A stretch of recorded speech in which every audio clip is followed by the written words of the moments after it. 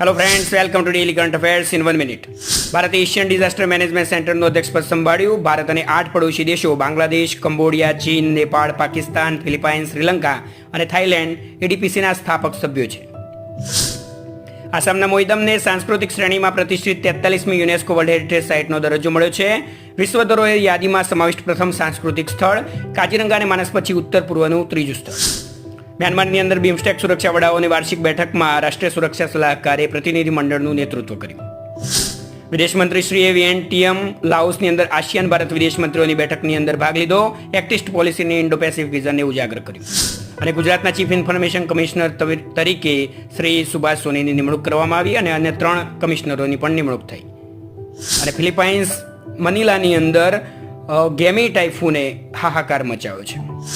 હવે daily current affairs માટે ચેનલને લાઇક, સબસ્ક્રાઇબ અને મિત્રો સુધી શેર કરવાનું ભૂલતા નહીં. જય હિન્દ.